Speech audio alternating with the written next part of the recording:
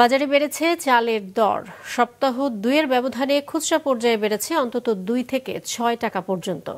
খুচরা বিক্রেতারা বলছেন, সরবরাহ ঘাটতির অজুহাতে দর বাড়িয়েছে পাইকারি ব্যবসায়ী ও মিলাররা। রাজধানীর মহাখালীর কাঁচাবাজার ঘুরে দেখা যায়, মোটা চাল হিসেবে পরিচিত গুটি স্বর্ণা 1.5 থেকে 2 টাকা বেড়ে বিক্রি হচ্ছে 52 থেকে 55 টাকা কেজি দরে। মাঝামাঝি মানের BR-28 উঠেছে 62 থেকে 65 টাকায়। সবচেয়ে বেশি দর বেড়েছে সরু চালে 5 থেকে 6 টাকা পর্যন্ত।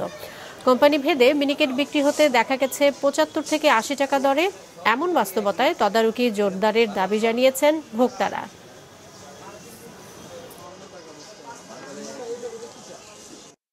দাম তো কমে না, কই 80 টাকা নিল বাসফুল, তারপরে ওই আউশ চাল নিল, কত নিলা 70 টাকা।